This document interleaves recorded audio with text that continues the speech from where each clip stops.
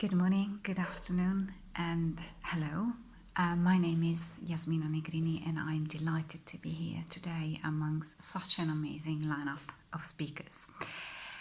I work in the financial services industry in London, and I have a passion for the environment from a very young age. I have built up knowledge through observation and volunteering activities in conservation and management of green spaces in London, and I currently co-chair the Environment Network at my employer. What I would like to talk to you about today is the importance of green spaces in cities, something that has become even more prominent in recent times because of the pandemic.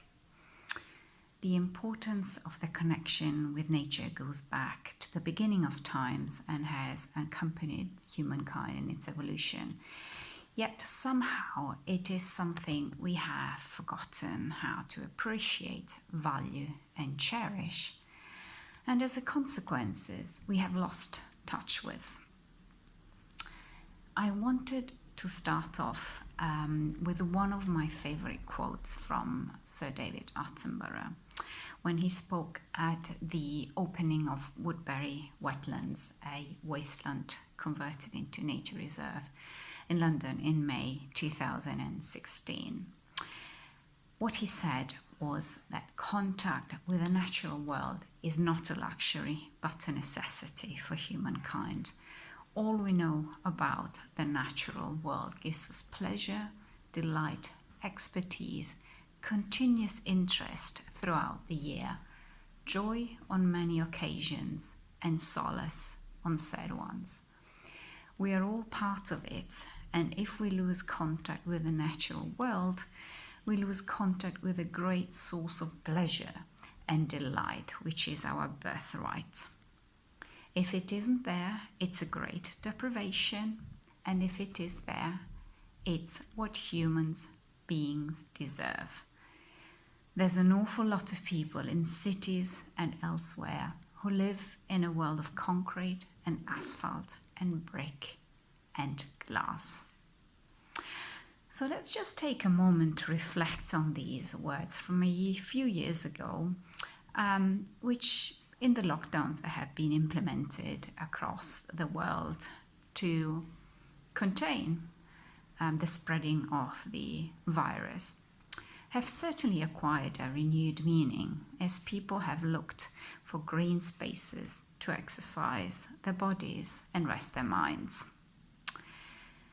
So we feel bound to ask ourselves, why has this happened now, and what does it mean for the future? Humankind is definitely in a crisis situation, and uncertainty has exacerbated stress level and tested coping mechanisms to the limit. When we historically think about the sick and hospital patients and hospitals themselves, getting fresh air and walking in the grounds were considered as much part of the cure as the drugs they were given. A great level of detail was put in designing the green areas around hospital and rehabilitation centers so that from every bed, patients could see the sky and the trees through their windows. Particular tree choices were made to line the alleys in hospitals to guide and reassure. In a complementary way, the road out of hospitals resembled the sight of streets in the cities as to suggest a return to normal life, the one of the recovered individual and member of society. This pandemic has allowed us to stop and reflect on the choices as people were searching for green spaces and making satisfying this basic need a daily priority, something that could no longer wait for their adventure or hiking holidays in a faraway and exotic place. Activities like breakfast bird watching, windowsill gardening, walking through the park have become a lot more widespread, with benefits on well-being, physical and mental, opportunities to practice mindfulness, and completely focus on a bird's song or a leaf turning its color, or looking after and caring for a plant growing and bearing fruits.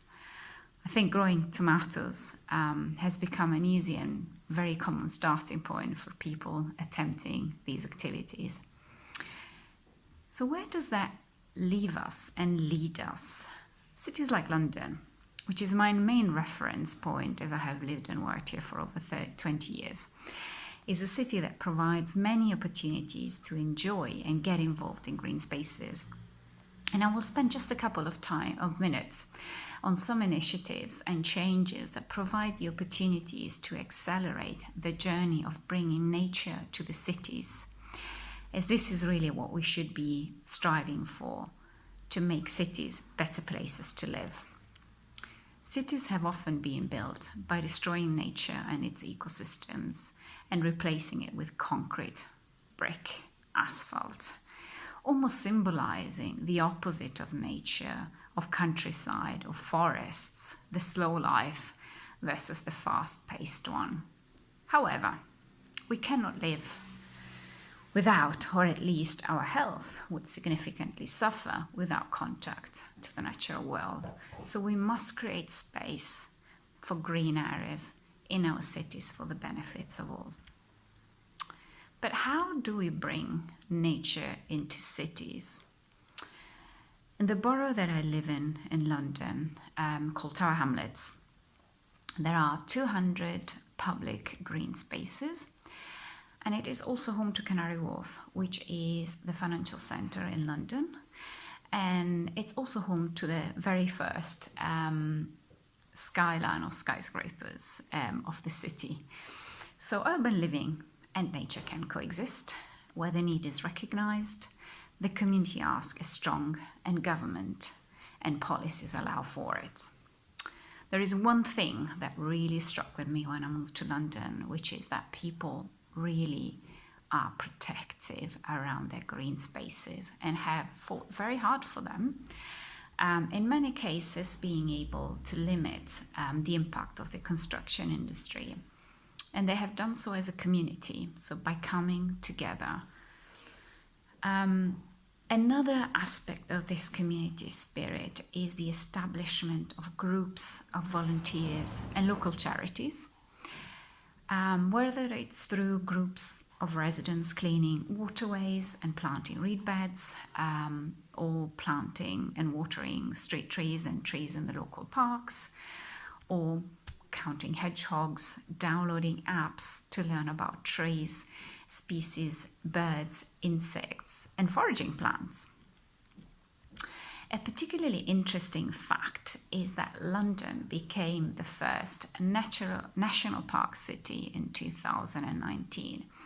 And although the concept may be slightly different to what we may expect, it has a clear mission that we can all identify with and that we all want to be a part of. It defines itself as a movement to make the capital greener, healthier and wilder, with a vision to improve life in London, doing so by enjoying being outdoor more. Again, this is something with an enormous ripple effect in the community, wider society, and across age groups, inspiring young people to do more locally in their own community. But also, more traditional institutions have also acknowledged that there are different needs in different times. So if we think about large and established parks, like the Royal Parks in London, which are renowned for their impeccable lawns and majestic trees, have introduced wildflower meadows and a variety of plants and shrubs to increase biodiversity and attract different type of insects and birds and create habitats for them. Of course, more can be done, and while I reference London, it is certainly not because it has it all figured out, but because it's what I know best, and I recognize a wide range of activities and initiatives to make it greener.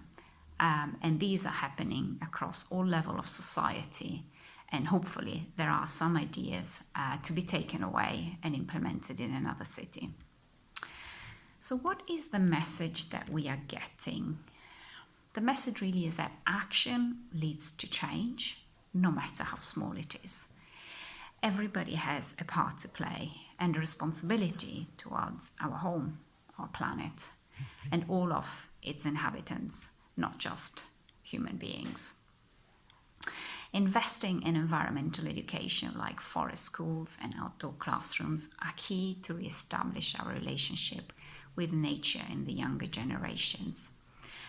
The same way, we all have realized that we need contact with the natural world and that the pandemic has divided us between people with a garden or access to it and the ones without.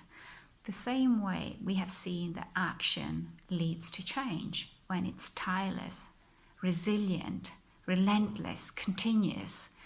And this change is very much needed for our own health and happiness.